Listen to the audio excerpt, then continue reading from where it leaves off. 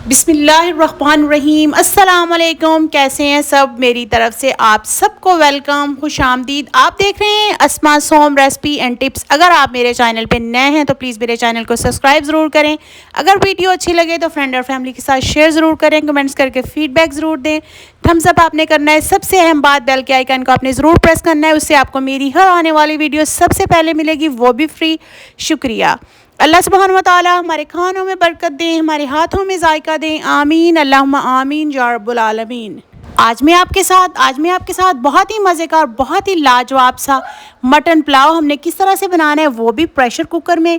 अगर चाहें तो आप पतीले में बना लें, प्रेशर कुकर में बनाना ज़रूरी है, लेकिन मैं आपको बहुत ही आसानी के साथ, बहुत ही मज़े का, बिल्कुल इसका ज़बरदस्त लाजवाब सा देगी पुलाव जैसा टेस्ट होता है और बहुत ही मज़े का, बहुत ही लाजवाब बनता है। और मैं बहुत ही आसानी के साथ इसको हम प्रेशर कुकर में गोश्त को गलाएंगे और बाद में प्रेशर कुकर के अंदर ही हम चावलों को भी पकाएंगे।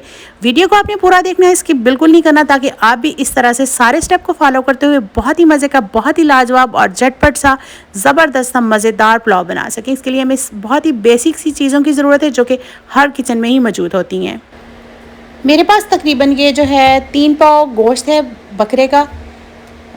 ये मैंने इसको अच्छी तरह से नमक और सिरका लगा के धोया था। 1 टेबलस्पून मैंने इसमें डाला था सिरके का, आधी चाय वाली चम्मच नमक का। इसको 15 से 20 मिनट के लिए रख दिया था। इससे ये होता है कि गोश्त की जो स्मेल, कुछ समटाइम लोग कहते हैं, कंप्लेन करते हैं कि अजीब सी हींग सी आती है, उसमें से स्मेल आती है, जितना मर्ज़ी भून लें तो उससे ये कि ये स्मेल ख़त्म हो जाती है। इस तरह से अगर आप गोश्त को धोएंगे तो धो के मैंने ड्राई करके इसको रख लिया है। और इस प्रेशर कुकर में हमने इसको सिंपल से आसानी के साथ बनाना है और बहुत ही मज़े का बनता है। इस तरह से मैं पुलाव जब बनाती हूँ तो ये बहुत ही मज़े का भी बनता है, बहुत लाजवाब, और बनता भी बहुत आसानी के साथ। और प्रेशर कुकर में आपके चावल भी बहुत ज़्यादा खिले खिले से बनते हैं। तो आपने वीडियो को पूरा देखना है, स्किप बिल्कुल नहीं करना, ताकि आप कोई स्टेप मिस नहीं करें, क्योंकि इसमें कुकर को जब हम बंद करना है और खोलना है, उसमें कुछ स्टेप हैं जो अगर मिस कर दें तो फिर इतना ज़बरदस्त नहीं रहता। लेकिन अगर आप सारे स्टेप को फॉलो करेंगे तो इंशाल्लाह आपका बिल्कुल 100% ऐसा ही पुलाव बनेगा। चलें, अब हम सारी बातें तय हो गई हैं कि क्या क्या हमने करना है। अब हम इसको बनाना शुरू करते हैं। गोश्त को मैंने अच्छी तरह से धो के इस तरह से बाउल में रख लिया है, ताकि हम बाकी की चीज़ें भी मैंने जो हैं वो काट के रख ली हैं। ये तकरीबन 3 पाव है, इस तरह से जो है दरमियाने से पीसीज में कटा हुआ है। अच्छी तरह से इसको धो के ड्राई किया हुआ है। थोड़ा बहुत पानी होगा तो खैर है, लेकिन काफ़ी हद तक इसको मैंने ड्राई किया हुआ है। अच्छी तरह से स्ट्रेनर में डाला था और उसके बाद मैंने बाउल में डाल के रख लिया, ताकि हम इसको बनाना शुरू करें और सारी चीज़ें मैं आपको साथ में दिखा भी सकूँ। इस तरह से गोश्त के अलावा बाकी भी सारी चीज़ें मैंने इस तरह से जो है रेडी करके रखी हुई हैं, ताकि साथ ही आपको दिखाऊँ और साथ ही बनाना शुरू कर दूँ। तो ये गोश्त हो गया। और इसके अलावा मेरे पास जो था, 1 टमाटर था मीडियम साइज़ का, और 1 प्याज था, 2 स्मॉल प्याज थे, 1 मीडियम टमाटर था। उसको मैंने छील के इस तरह से काट लिया है। और छील के, क्योंकि उसका छिलका मुझे अच्छा नहीं लगता, तो मैंने टमाटर को छील के काटा है। 2 जो स्मॉल साइज़ के 2 प्याज थे, उन्हें भी छील के धो के मैंने इस तरह से काट लिया। और 1 मैंने जो है पूरा लहसुन का लिया था, उसको भी छीला है और धो के इस तरह से एक प्लेट में रख लिया है। और साथ ही बिल्कुल से जो मसाले हैं बेसिक से हम डालेंगे। इसमें मैंने डालूँगी 1.5 चाय वाली चम्मच है नमक है, आपने अपने जायके के हिसाब से डालना है।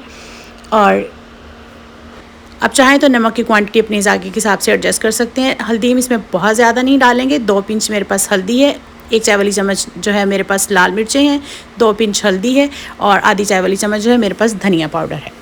ये हैं नमक, मिर्च, हल्दी, चारों चीज़ें। हल्दी थोड़ी सी डालेंगे। बाकी आ जाते हैं अब गरम मसालों की तरफ। मेरे पास 8-10 लौंग हैं, 3 लाल वाली मिर्चें हैं, 2 बड़ी इलायची हैं, 2 छोटी इलायची हैं, आधी चाय वाली चम्मच साबुत धनिया है, और आधी चाय वाली चम्मच जायफल और जवात्री है, और 1 जो है स्टार है, गरम मसाले में होता है स्टार का फूल, और 10-12 जो है काली वाली मिर्चें हैं, और 2 दालचीनी के टुकड़े हैं, और 1 तेज़पात है। ये हम गरम मसाला इसमें यूज़ करेंगे। इससे बिल्कुल आपको जायफल जवात्री डालने से बिल्कुल ऐसे देगी पुलाव जैसा टेस्ट आएगा, जैसे आपने देग में बना हुआ पुलाव खा रहे हैं। अब हमने सिंपली इसको क्या करना है, बनाना शुरू कर देना है। सबसे पहले पतीले में डालेंगे हम गोश्त डालेंगे। गोश्त डाल के साथ ही इसमें हम टमाटर, लहसुन और अदरक को डाल देंगे, और इसके बाद साथ ही हम इसमें गरम मसाला डाल देंगे, जो मैंने आपको ऑलरेडी सारा दिखा दिया। आप चाहें तो गरम मसाले को पोटी में बांध के डाल सकते हैं, मलमल के कपड़े में, अगर आपको वैसे चावलों में ना पसंद हो तो, लेकिन मैंने ऐसे ही डाल दिया, मुझे ऐसे अच्छा लगता है। साथ ही नमक, मिर्च, हल्दी भी डाल देंगे। हल्दी हमने थोड़ी सी डाली है, तो मैंने ऑलरेडी वैसे आपको सब चीज़ें दिखा दी। अब साथ ही हम इसमें क्या करेंगे, तकरीबन डालेंगे 5 कप भर के डालेंगे इसमें पानी। پانی ڈالنے کے بعد اب ہم اس کو ہلائیں گے. آپ نے اپنے حساب سے اتنا پانی ڈالیں جس میں گوشت آپ کا اچھے سے گل بھی جائے, اور یہی جو یخنی ہے ہم یہی چاولوں میں یوز کریں گے اور پانی کا استعمال نہیں کریں گے. اگر آپ سے کم رہ جائے تو آپ باقی پانی ڈال سکتے ہیں. آپ چاہیں تو اس کو پتیلے میں بنا لیں, پریشر کوکر میں بنانا ضروری نہیں, لیکن پریشر کوکر میں بہت ہی زبردست اور بہت ہی جلدی بھی بن جاتا ہے اور بہت مزے کا بھی, چاول بھی بہت زیادہ کھلے کھلے بنتے ہیں. تو اس طرح سے ساری چیزیں ہم نے ڈال دی ہیں. اب ہمیں سمپلی کیا کرنا ہے, اس کو ایک دفعہ ہلانا ہے. چولہے کو ہم نے جو فل سے تھوڑا سا کم آن کرنا ہے اور اس کو ہم نے ڈھکن لگا کے بند کر دینا ہے, اور ساتھ ہی اس کا جو ہے ویٹ بھی رکھ دینا ہے. اب آپ نے اس کو تک اتنی دیر گلانا ہے جتنی میں یہ گل جائے, تو ہمارا یہ تقریباً 10 منٹ میں گل جائے گا. تو بند ہونے کے جب تک یہ ویٹ ہلنے لگتا ہے اتنی دیر میں آپ کو دکھاتی ہوں. میرے پاس جو ہے رائس, انہیں دھو کے یہ بھی ساتھ ہی ریڈی کر لیتے ہیں. میرے پاس یہ 2 بڑے چائے والے مگ میں رائس یوز کیے ہیں میں نے. تو انہیں اب کیا کرنا ہے, سمپلی آپ نے اچھی طرح 4-5 پانی دھونا ہے جب تک ان کا پانی بالکل صاف نہ ہو جائے. تو دھو کے ساتھ ہی رکھ لیں تاکہ آپ کا کام ساتھ ساتھ ہی ہو جائے گا. دھونے کے بعد میں اس میں ہلکا سا نیم پانی ڈالتی ہوں. اس طرح سے اس سے چاول جو ہیں مجھے لگتا ہے کہ زیادہ زبردست بنتے ہیں. تو یہ چھوٹے چھوٹے اسٹیپ آپ بھی ضرور فالو کیجیے گا. چاولوں کو بھی دیکھیں میں نے بھگو کے رکھ دیا, اتنی دیر میں جو ہے وہ گوشت بھی گل گیا ہے. ویٹ بند ہو گیا تھا ڈھکن کو, تو میں نے کھول دیا ہے. ویٹ بند ہونے کے بعد ٹھنڈا ہونے کے بعد ہی ڈھکن کو کھولنا ہے, فوراً نہیں آپ نے کھولنا.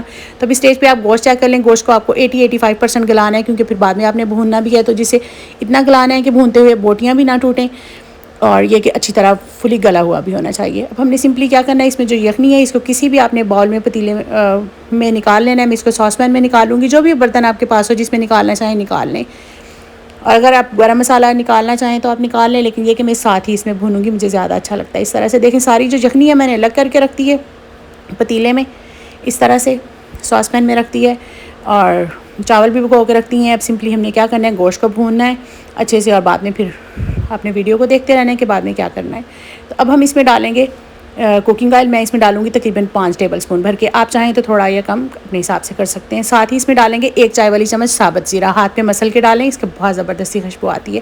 اور اس ثابت زیرہ ڈال دیا, آئل ڈال دیا. اب ہم کیا کریں گے, میرے پاس جو ہیں یہ 4 جو ہیں یہ ڈرائی آلو بخارے ہیں, آدھی چمچی جو ہے املی کا پلپ ہے, اور 1 چائے والی چمچی جو ہے یہ فریش ادرک پیسا ہوا ہے. اگر آپ کے پاس آلو بخارے املی کوئی دونوں میں سے ایک چیز نہ ہو تو نہ ڈالیں, اگر ڈال دیں تو دونوں سے بہت ہی زبردست تھا. بالکل لگے گا ہی نہیں کہ آپ نے گھر میں بنایا ہے, دیگی پلاؤ بنے گا انشاءاللہ. تو اب یہ بھی چیزیں ہم نے ساتھ ہی ڈال دی ہیں. ڈال کے ہم نے اس کو بھوننا ہے 12 سے 14 منٹ کے لیے اچھی طرح سے, زبردست کی اس کی خوشبو بھی آنے لگ جائے, کوئی اسمیل بھی نہیں آئے گی انشاءاللہ اس میں سے. تو اچھی طرح بھوننا ہے. اسی طرح سے اس کو 2 سے 3 منٹ کے بعد آپ اس میں شروع میں چمچ ہلائیں, بعد میں زیادہ ہلانا پڑے گا. اب یہ دیکھیں میں نے اس کو بھونتے ہوئے 7 سے 8 منٹ ہو گئے ہیں. تو اس میں ڈالوں گی تقریباً 4-5 ٹیبل اسپون بھر کے یخنی. اسی کا چھینٹا لگا کے ہم اس کو بھونیں گے, اور پانی ڈالنے کی ضرورت نہیں ہے کیونکہ یخنی کافی ساری ہے. تو ساتھ ہی میں اس میں ڈال دوں گی 1 چائے والی چمچ بھر کے گرم مسالہ, آدھی چائے والی چمچ کالی مرچیں, 3 جو ہیں سبز مرچیں درمیان سے کٹ لگایا ہوا ہے, اور 2 ٹیبل اسپون میں نے دہی کو اچھی طرح سے پھینٹ لیا ہے. تو یہ دہی پھینٹا ہوا دہی اس میں ڈالیں گے, پھینٹ کے ڈالنا ضروری ہے کیونکہ ورنہ وہ ذرے ذرے سے نظر آتے ہیں. تب اس کو اور بھونیں گے 5 سے 6 منٹ کے لیے, جب تک کہ اچھی طرح بھونا جائے. 6-7 منٹ ہم نے اس کو پہلے بھون لیا ہے, 4-5 منٹ تک ہم اس کو اور بھونیں گے. اس طرح سے زبردست یہ بھونا جائے گا.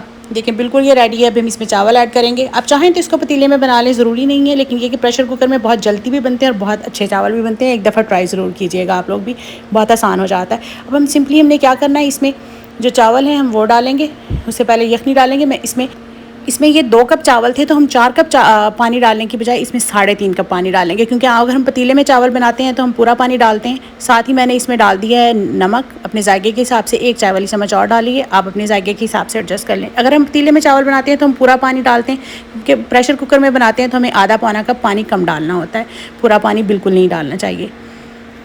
تو اب ہم اس کو ہلائیں گے اور اس کو جب ابلنے لگ جائے گا تو اب ہم اس کو جو ہے وہ ویٹ کے لیے ڈھکن بند کریں گے. یہ دیکھیں اب ابلنے لگ گیا ہے 2 سے 3 منٹ میں. اب ہم نے اس کے اسٹیج پہ کیا کرنا ہے کہ پریشر کوکر کا ڈھکن جو بند کر دینا ہے, اور اس کے اوپر ویٹ کو جو ہے وہ رکھ دینا ہے. اور اب ہم نے ٹائم کا خیال رکھنا ہے کہ جب اس کا ویٹ ہلنے لگ جائے تو ہم نے اس کا ویٹ کتنی دیر تک ہلانا ہے. تو اس کا ویٹ جو ہم نے صرف جو ہے وہ 2 منٹ تک ہلانا ہے, زیادہ دیر تک نہیں. ابھی پن اوپر آئی ہے تبھی ویٹ بھی ہلنے لگ جائے گا. چولہے کو فل سے تھوڑا سا کم رکھنا ہے, فل پہ نہیں رکھنا. دیکھیں یہ اس کو لگیں گے 5 سے 6 منٹ. جب ویٹ ہلنے لگ جائے گا تو دیکھیں ویٹ ہلنے لگ گیا تھا. ویٹ کا میں نے صرف 1.5 منٹ ہلایا ہے, اور ویٹ ابھی ہل رہا ہے. اور 1.5 منٹ کے ایگزیکٹ 1 منٹ کے بعد چولہے کو میں نے بند کر دیا ہے. چولہے کو اب اس طرح سے بند کر دیا ہے. جب ویٹ ہلنا بند ہو جائے تو آپ نے کیا کرنا ہے, سمپلی ویٹ کو کسی بھی کانٹے کی مدد سے اوپر اٹھانا ہے, یوں ایسے اس کی 30 سیکنڈ 30 کاؤنٹ کر کے بس 2-3 دفعہ 5, 10, 15 ایسے 30 تک کاؤنٹ کریں اور اتنی اس کی اسٹیم جو ہے آپ نے ہاف اسٹیم جو ہے ریلیز کر دینی ہے اور ہاف اندر رہنے دینی ہے. ہاتھ کا آپ نے خیال رکھنا ہے, کانٹے کی فورک لے لیں, چمچ لے لیں, کوئی بھی ذرا ہاتھ کو بچا کے دور سے اس طرح سے صرف 30 تک کاؤنٹ کر کے اس کی جو ہے وہ آپ نے اسٹیم ریلیز کر دینی ہے. اور ابھی پن بھی نیچے ہو گئی ہے تو آدھی اسٹیم تو آپ نے ریلیز کر دی تھی. اب پن بالکل جب پوری اسٹیم ریلیز ہو جائے گی تو پن نیچے ہو جائے گی. پھر آپ نے سمپلی ویٹ اٹھانا ہے اور کوکر کا جو ڈھکن ہے وہ آپ نے کھولنا ہے. کھولنے کے بعد میں آپ کو دکھاتی ہوں, دیکھیں کتنے زبردست کھلے کھلے سے چاول بنے ہیں ہمارے, خوشبو بھی بہت ہی زبردست تھی آ رہی. دیکھیں میں آپ کو اٹھا کے بھی دکھاتی ہوں. نہ ہی اتنے ٹائم کا خیال رکھنے سے نہ ہی تو آپ کے چاول نیچے لگتے ہیں, نہ ہی جڑتے ہیں.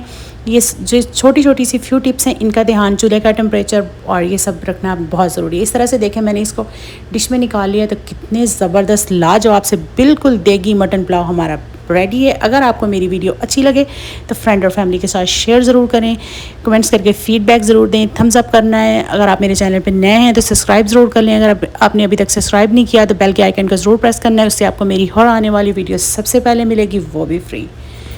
میں امید کرتی ہوں کہ آپ کو میرے یہ پریشر کوکر میں بنایا ہوا بہت ہی سمپل سا اور زبردست سا پلاؤ اچھا لگا ہوگا. میں آپ کو ٹیسٹ کر کے بھی بتاتی ہوں اور دیکھنے میں دیکھیں آپ کو کتنا زبردست سا لگ رہا ہے, کھانے میں اس سے بھی کہیں زیادہ مزے کا. سمپلی اس کے ساتھ رائتا لیں, اگر آپ کو لیں یا نہ لیں, دونوں صورتوں میں یہ بہت مزے کا لگتا ہے, بہت ہی لاجواب سا لگتا ہے. آپ نے کیا کرنا ہے, سب نے مجھے خصوصی طور پہ اپنی دعاؤں میں یاد رکھنا ہے. انشاءاللہ پھر ملتی ہوں نیکسٹ ویڈیو میں, تب تک کے لیے اللہ حافظ. السلام علیکم ورحمۃ اللہ وبرکاتہ. بہت ساری دعاؤں اور نیک تمناؤں کے ساتھ.